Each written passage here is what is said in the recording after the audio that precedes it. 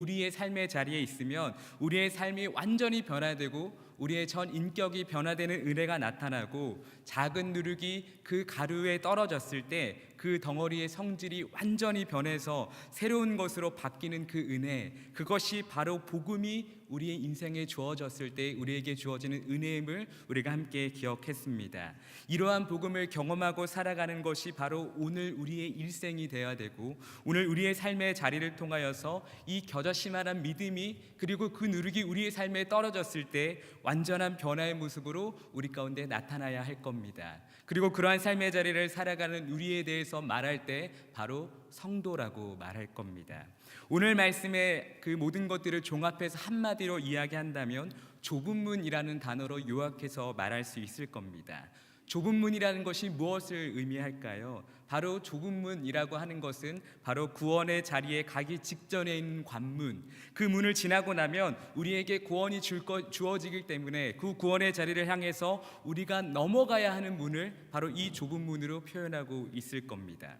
어떻게 보면 이 좁은 문이라고 하는 것은 장소적인 의미일 수도 있고 때로는 시험의 의미일 수도 있습니다. 하지만 결론적으로 우리가 함께 말하고자 하는 것은 성도는 그 좁은 문을 통과해야 한다는 겁니다.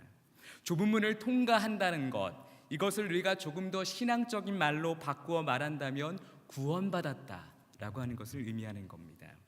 그렇다면 구원받은 자가 누구입니까? 혹은 구원받은 자의 특징이 무엇입니까? 우리 모두가 잘 알고 있는 것처럼 구원받은 자로서 우리의 삶의 자리에 나타나는 특징이라고 한다면 바로 예수 그리스도를 믿는 것입니다. 예수 그리스도를 향한 신앙의 고백을 나타내는 자가 믿는 자이고, 그러한 삶의 자리를 살아가다가 우리의 삶의 마지막의 자리가 하나님의 나라 앞에 서는 것, 그것이 바로 구원받은 자의 모습일 겁니다. 그래서 하나님께서 함께 하시는 그 하나님 나라에서 함께 영원한 기쁨을 누리고 살아가는 것이 바로 우리 성도의 바람인 겁니다.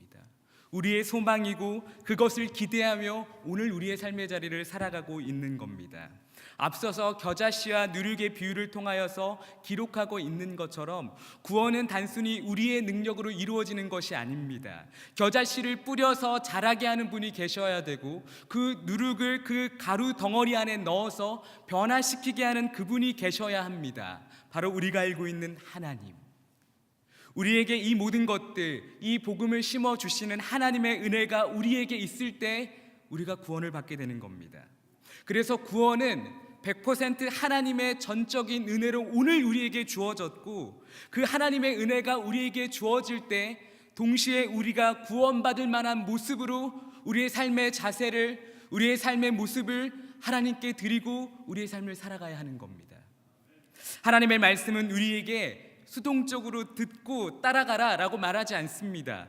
행동하는 믿음, 능동적으로 고백하는 믿음, 그리고 순종으로 섬기는 믿음, 그것을 우리에게 지금 원하고 계시는 겁니다. 우리의 구원은 전적인 하나님의 은혜와 우리 성도의 전적인 순종의 결과입니다. 그래서 오늘 우리는 구원받은 자로서의 우리의 특징, 구원받은 자가 나타나야 될 삶의 모습을 함께 고백하기를 원하는 겁니다.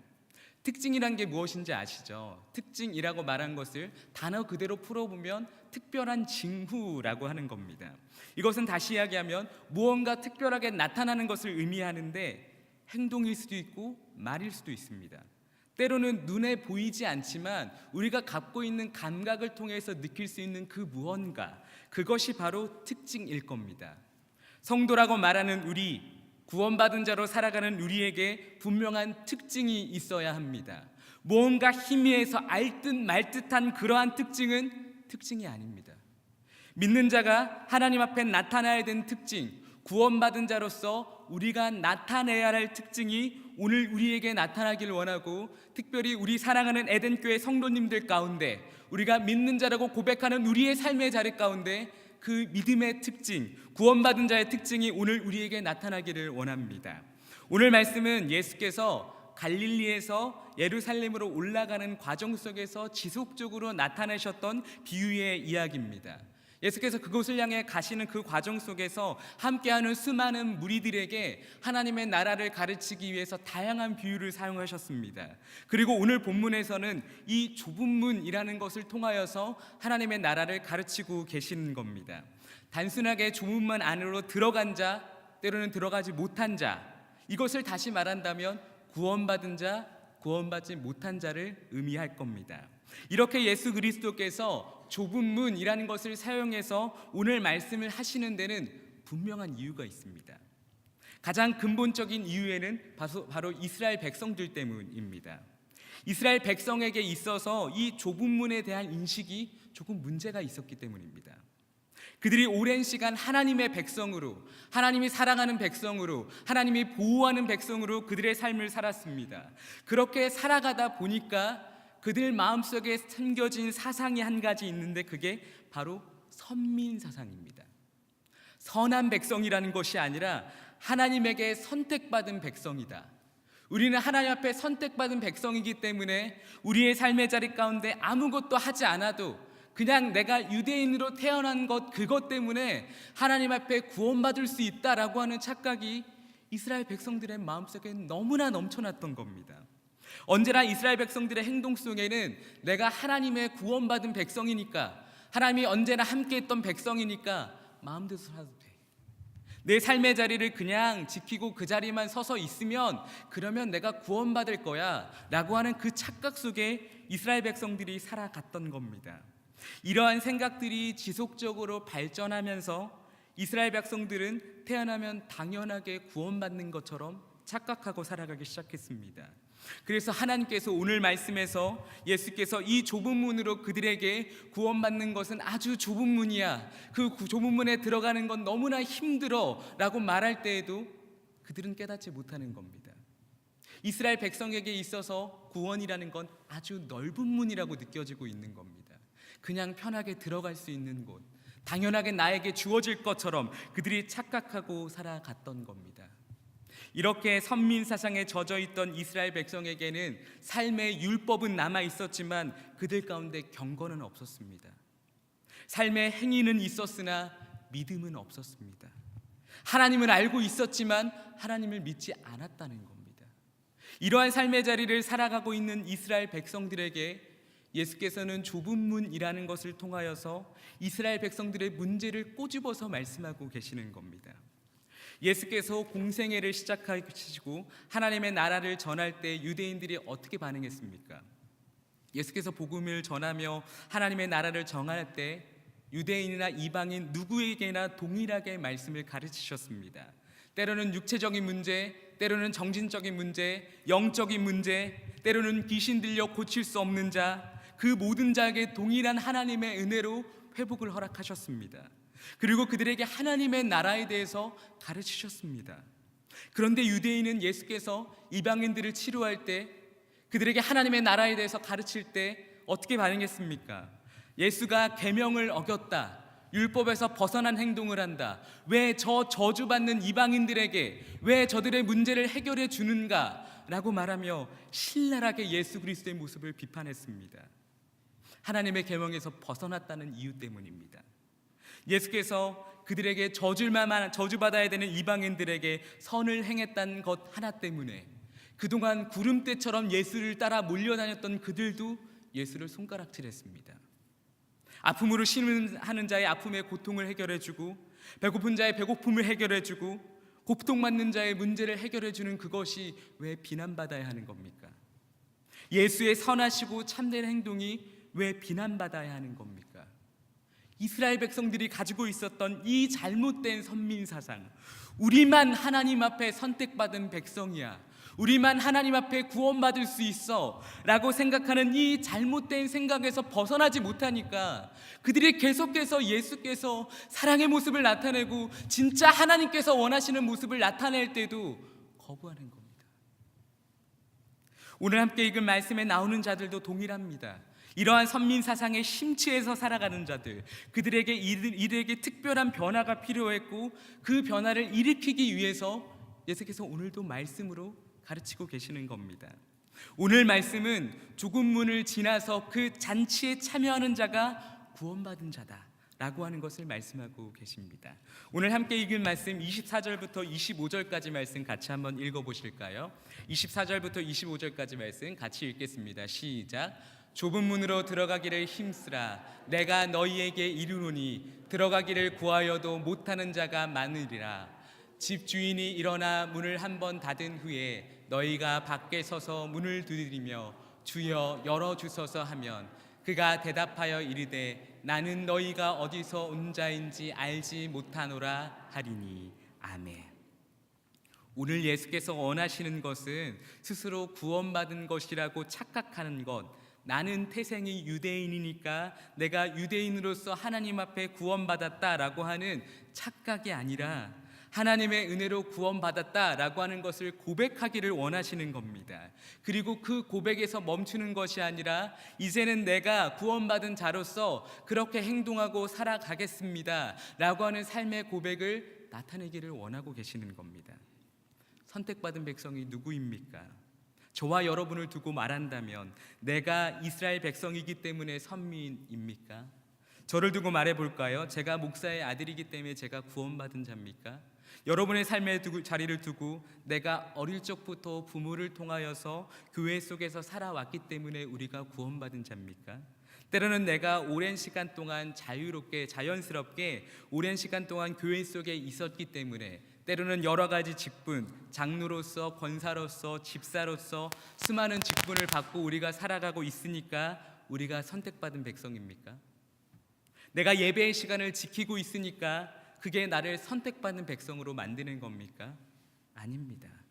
말씀을 통해서 오늘 우리에게 원하시는 것, 진짜 선택받은 백성은 눈앞에 있는 좁은 문을 지나 그 안으로 들어오는 자, 내가 여호와 하나님 아버지를 믿는다고 고백하는 것에서 멈추는 것이 아니라 그 믿는 것을 행동하는 자, 그 자가 진짜 구원받은 자다, 그 자가 진짜 선택받은 자다라고 우리에게 가르쳐주고 계시는 겁니다. 나의 내면으로, 나의 외면으로 하나님을 믿고 그 믿음을 고백하는 자가 진짜 선택받은 자인 겁니다.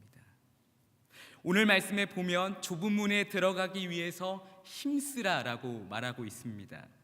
단순히 노력해서 그곳에 들어가게 힘써라가 아닙니다. 모든 힘을 다해서 할 수 있는 능력을 다해서 어떻게든 그곳에 들어가라. 한마디로 너의 전심을 다해서 그곳을 향해 달려 들어가라. 그곳에 들어가는 것을 기대하고 감사함으로 들어가라.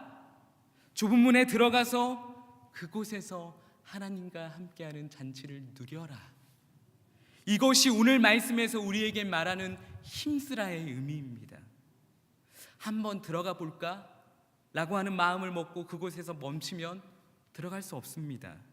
왜냐하면 오늘 말씀이 전달하는 것처럼 이 좁은 문에 들어가기 위해서 많은 사람들이 들어가고자 마음을 먹지만 다 들어갈 수 있는 게 아니기 때문입니다. 마음 먹어서 쉽게 들어갈 수 있는 곳이라면 이스라엘 백성들이 생각했던 것처럼 그렇게 내가 선택받은 백성이니까 들어갈 수 있었을 겁니다. 그러나 하나님의 나라는 그런 곳이 아닙니다. 하나님의 은혜를 경험하고 하나님의 은혜를 만난 우리가 우리의 믿음을 고백하고 우리의 삶으로 그 믿음을 나타내며 그 하나님의 나라 앞에 걸어가는, 하나님의 나라를 향해 달려가는 자리가 오늘 우리의 삶의 자리가 되어야 한다는 겁니다. 왜 이렇게 좁은 문에 들어가기 위해서 우리의 전심을 다하고 우리의 모든 노력을 다해서 달려가야 하는 겁니까? 오늘 말씀에서 그 문에 들어가지 못했을 때 우리에게 벌어지는 상황을 설명하고 있습니다. 28절 말씀 같이 한번 읽어보시죠. 28절 같이 읽겠습니다. 너희가 아브라함과 이삭과 야곱과 모든 선지자는 하나님 나라에 있고 오직 너희는 밖에 쫓겨난 것을 볼 때 거기서 슬피 울며 이를 갈리라. 아멘. 무엇을 말하고 있습니까? 너희가 밖으로 쫓겨났을 때 거기서 슬피 울며 이를 갈리라. 아무것도 할 수 없는 상황. 그때가 되면 울며 불며 이를 갈며 슬퍼하며 제발 좀 그 안으로 나를 보내주세요. 내가 그 좁은 문 안으로 들어가고 싶습니다 라고 아무리 소리쳐도 변하는 게 아무것도 없는 겁니다. 내 눈앞에 사라진 하나님의 나라를 경험하게 될 겁니다. 눈앞에 사라진 하나님과 함께하는 그 영원한 생명의 자리를 경험하게 될 겁니다. 모든 것이 마친 이후에는 아무리 소리쳐도 들어가겠다고, 아무리 눈물을 흘려도 들어가지 못한다라고 하는 겁니다. 아무리 들어가겠다고 문을 두드리고 소리쳐도 들어갈 수 없습니다. 신약 성경은 오늘 우리가 읽은 말씀에서 말하는 슬피 울며 이를 갈리라 라고 하는 표현을 반복적으로 사용하고 있습니다. 마태복음에 보면 이 말씀에 대해서, 이 구절에 대해서 반복적으로 사용을 하게 되는데, 마태복음 24장 51절, 25장 30절, 그리고 22장 13절에 보면 이 슬피 울며 이를 갈고 있는 자들의 모습이 나타납니다. 어떤 자들입니까? 주인이 종을 믿고 주인이 종에게 자신의 소유를 맡겼더니 그것을 마음대로 악용했던 종. 주인이 한 달란트를 그에게 맡겼지만 주인이 맡긴 그 한 달란트를 그냥 땅에 묻어놓고 아무것도 안 하며 숨겼던 그 종. 그리고 임금의 혼인잔치에 초청받았지만 아무런 의복조차 준비하지 않고, 아무것도 준비하지 않고 그 잔치에 찾아가서 쫓겨났던 사람. 이들의 모습의 마지막은 슬피 울며 이를 가는 모습이었습니다. 이들의 공통점이 무엇입니까? 악한 종, 미련한 종, 준비되지 않았던 손님들. 이들이 공통적으로 가지고 있는 것은 그들이 자신 앞에 주어지는 것 앞에서 아무런 준비를 하지 않았다는 겁니다. 미련하게, 습관적으로, 당연한 권리처럼 내 생각에 따라 행동했기 때문에 슬피 울며 이를 가는 상황을 그들이 맞이하게 됐다는 겁니다. 선택받는다는 것은 선택받을 만한 모습으로 우리의 삶을 준비하고 있다는 겁니다. 선택받을 만한 준비가 되지 않는다면 누구도 그의 선택을 받을 수 없을 겁니다. 선택하는 자가 누군가를 선택할 때 준비된 자를 선택하지, 준비되지 않는 자를 선택하지 않는 겁니다. 오늘 우리가 함께 나누고 있는 설교의 제목을 기억하십니까? 바로 선택받은 백성입니다. 제가 이 제목을 선정하기 위해서 많은 고민을 했습니다. 선택받는 백성으로 할까? 아니면 선택받은 백성으로 할까? 아주 은과 느는 미묘한 차이이죠. 그러나 그 의미를 조금 더 확대해서 우리가 생각해 본다면, 선택받는 백성은 무언가 당연스럽게 선택받을 것 같은 느낌이 나는 거죠. 그러나 선택받은 백성이라고 말한다면 선택받을 만한 준비가 되어 있는 자입니다. 우리는 하나님 앞에 선택받은 자, 선택받을 만한 준비된 자, 주님이 부르실 때 당장이라도 대답하고 들어갈 수 있는 자, 그 준비의 자리에 서 있는 주의 사랑하는 성도님들이 되셔야 합니다. 이스라엘 백성에게 있어서 이것이 문제였습니다. 선민이라는 것, 스스로 하나님을 향한 믿음을 고백하고 스스로 하나님의 은혜로 살아가고 있음을 나타내고 그 믿음을 고백하는 자가 선민이지, 그냥 내가 태어날 때부터 유대인이니까, 내가 나의 조상이 하나님이 사랑하는 백성이었으니까, 그러니까 내가 선민이 되는 것 아닙니다. 이러한 착각 속에서 모든 문제가 시작됐고, 오늘 말씀을 통해서 예수께서 이스라엘 백성들에게 하나님이 원하는 선택받은 백성은 하나님의 은혜를 받고 준비하는 자야 라고 가르치고 계시는 겁니다. 이스라엘 백성들에게 나타났던 다양한 문제가 너무나 많습니다. 구약의 이야기가 그러한 이야기잖아요. 구약 성경을 보면 하나님께서 수많은 이스라엘 백성들을 향한 사랑을 늘 주셨습니다. 그런데 이스라엘 백성들이 그 하나님의 사랑이 넘쳐나고 넘치니까 이제는 그 하나님의 사랑을 깨닫지 못하고 살아가는 거죠. 그런 삶의 자리를 살아가다 보니까 어느 순간부터 하나님을 향한 믿음의 고백들이 사라지고 이제는 제멋대로 살아가기 시작했던 겁니다. 그때부터 하나님의 징벌이 시작됐습니다. 하나님의 벌이 주어졌고 그 벌을 경험하는 이스라엘 백성들이 늘 고백했던 건 하나님 살려주세요였습니다. 하나님 살려주세요 말하면 하나님이 그때마다 그들을 다시 지켜주셨습니다. 그렇게 하나님이 지켜주면 이스라엘 백성들이 그대로 살아야 하는데 또 무너졌던 겁니다. 우리가 알고 있는 사사기의 이야기가 그러한 이야기입니다. 사사기 안에 보면 수많은 사사들이 한 명 한 명 세워짐을 통하여서 하나님의 놀라운 일꾼들로 그들이 구원받는 이야기처럼 느껴지지만, 사사기의 이야기는요, 이스라엘 백성들이 나타났던 수많은 죄악의 이야기입니다. 하나님이 살려주면 죄를 짓습니다. 하나님이 문제를 해결해주면 또 죄를 짓습니다. 또 하나님이 그 문제를 해결해 주고 하나님의 은혜로 그들을 살려주면 또 그들이 죄의 문제에 넘어지는 겁니다. 그래서 사사기를 처음부터 쭉 읽어가다 보면 이스라엘 백성들이 죄의 문제로 넘어지고 나면 하나님께 앞에 가서 하나님 살려주세요라고 이야기했습니다. 그런데 사사기가 계속해서 발전하고 후대 사사기로 가면 갈수록 이제는 하나님 살려주세요라는 말조차 사라져버립니다.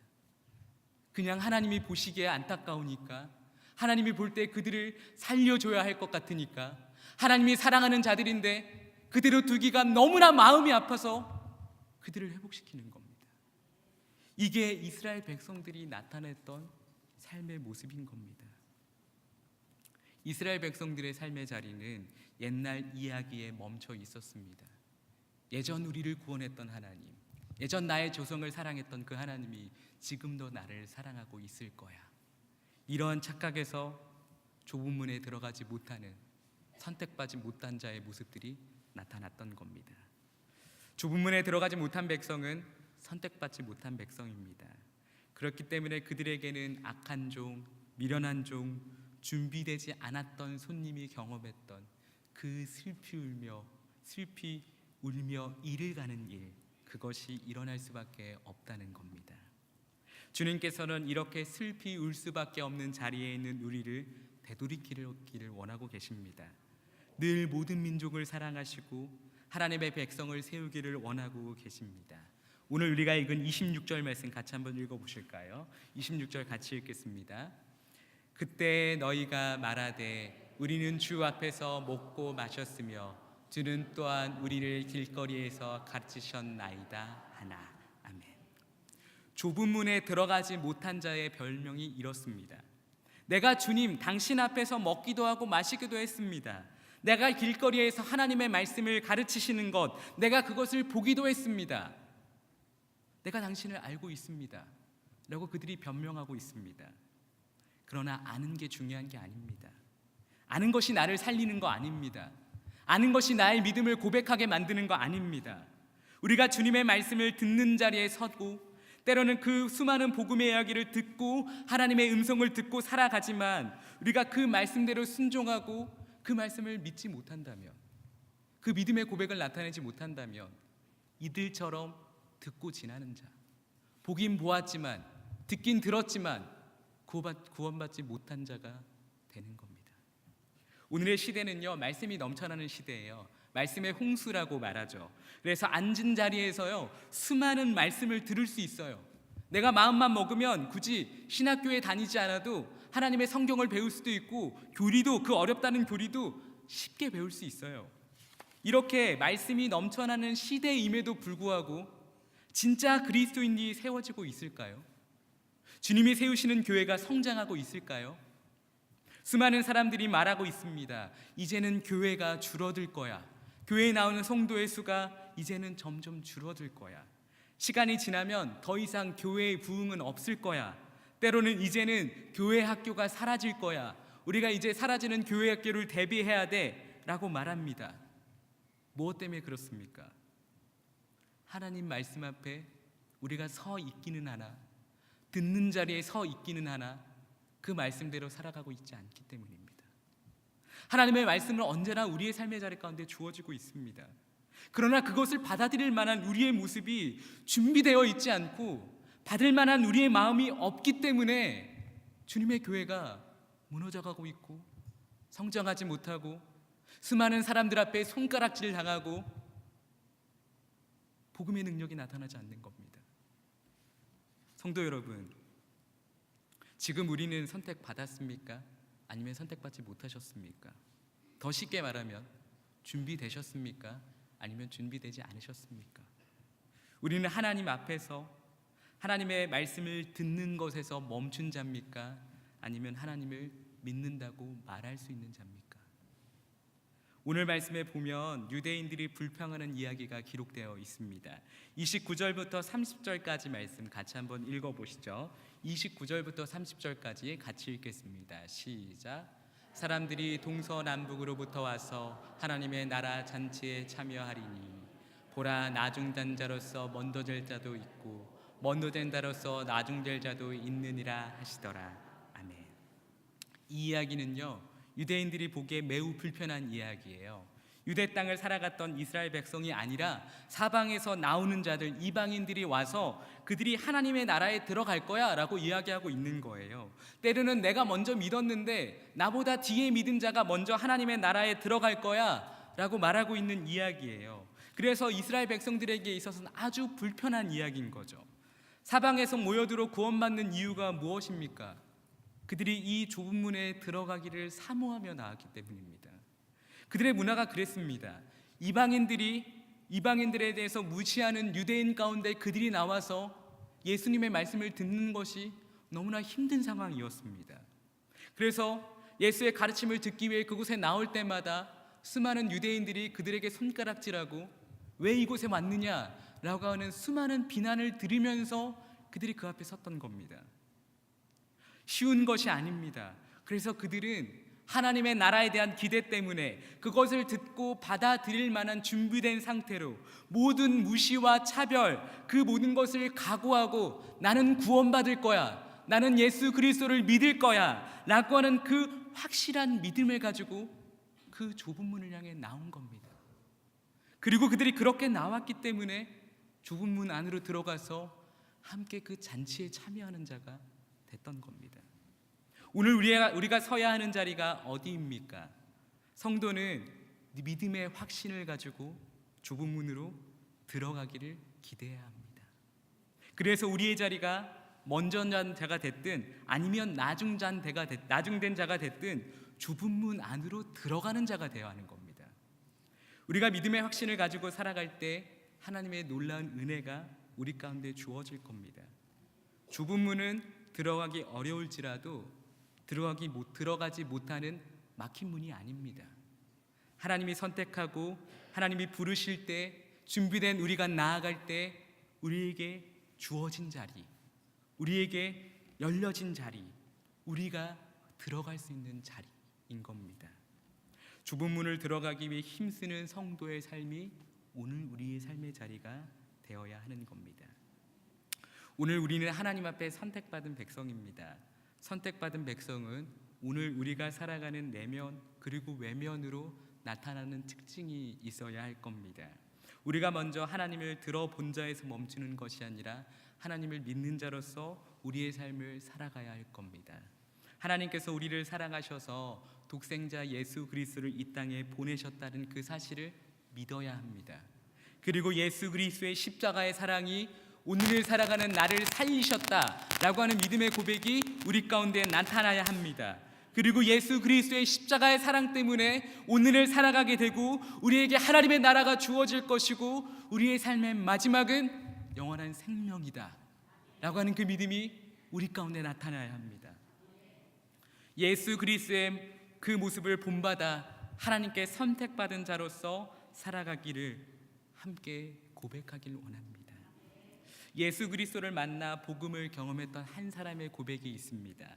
우리가 잘 알고 있는 말씀인데요. 로마서 1장 16절 말씀 우리가 함께 고백해 보도록 하죠. 로마서 1장 16절입니다. 같이 읽겠습니다. 내가 복음을 부끄러워하지 아니하노니 이 복음은 모든 믿는 자에게 구원을 주시는 하나님의 능력이 됨이라. 먼저는 유대인에게요 그리고 헬라인에게로다. 아멘. 먼저 된 자 나중되고 나중된 자 먼저 된다. 이것이 단순히 이방인이 먼저 구원받는 자라고 이야기하는 것이 아니라 누구나 복음을 듣고 누구나 예수 그리스도의 이름을 고백하고 누구나 그 믿음 안에서 나오면 구원받을 거야 라고 하는 이야기인 겁니다. 사도 바울은 로마서의 말씀을 통해서 고백하고 있습니다. 복음을 경험한 자, 그것을 믿는 자를 구원하신다. 무엇이? 하나님의 능력이. 오늘 우리가 살아가는 삶의 자리는 변하지 않는 구원의 은혜가 나타나고 있는 삶의 자리입니다. 하나님의 능력으로 오늘 우리에게 구원의 은혜가 주어지면 우린 구원받는 겁니다. 그리고 그 구원받았다는 믿음의 확신을 가지고 오늘 우리의 삶의 자리를 살아간다면 오늘 말씀에서 예수께서 말씀하시는 것처럼 그 좁은 문을 지나 그 천국의 잔치, 누구도 경험하지 못했고 우리가 바라는 그곳, 우리가 원하는 그곳에서 하나님과 함께하는 기쁨의 자리에 설 수 있습니다. 내가 스스로 구원받았다는 자만심, 아니 그러한 착각 속에서 우리의 삶을 살아가지 마십시오. 늘 하나님의 나라를 향해서 살아가고 하나님의 은혜로 내가 구원받았음을 고백하셔야 됩니다. 감사의 고백이 나타날 때 그 가운데 정말로 놀라운 하나님의 은혜가 우리에게 주어질 겁니다. 매일마다 살아가는 우리의 삶의 자리 속에서 함께 하신 하나님을 경험하게 될 거고, 때로는 우리의 삶에 수많은 문제가 우리 가운데 주어져서 낙심하고 넘어지고 수많은 자리 가운데 신음할 수밖에 없는 우리의 삶의 자리 속에서도 하나님의 함께 하심을 경험하게 될 겁니다. 그리고 그 가운데 나아간다면, 그 좁음을 향해 우리의 삶의 고백을 나타내며 나아간다면 하나님이 약속하신, 오늘 예수께서 우리에게 가르쳐 주고 계신 놀라운 하나님의 나라, 그 좁은 문 이후에 있는 영원한 잔치가 우리의 것이 될 겁니다. 성도 여러분, 우리는 선택받은 백성입니다. 하나님의 선택을 기억하며 우리의 믿음을 고백하십시오. 그 믿음대로 우리의 삶을 살아간다면, 그 믿음의 고백을 나타내며 우리의 삶을 살아간다면 나뿐만 아니라 나를 바라보는 수많은 영혼들을 살리는 능력도 그 자리 가운데 나타날 겁니다. 가장 중요한 기본은 내가 먼저 세워지는 겁니다. 믿음으로 서서 믿음을 향해서 우리의 삶을 두고 살아갈 때 그 자리 가운데 하나님의 은혜가, 하나님의 사랑이 나타날 겁니다. 오늘 우리의 삶의 자리 속에서 선택받은 자의 기쁨이 늘 넘치는 사랑하는 귀한 성도님들의 삶의 자리가 되기를 주님의 이름으로 축원합니다. 우리 함께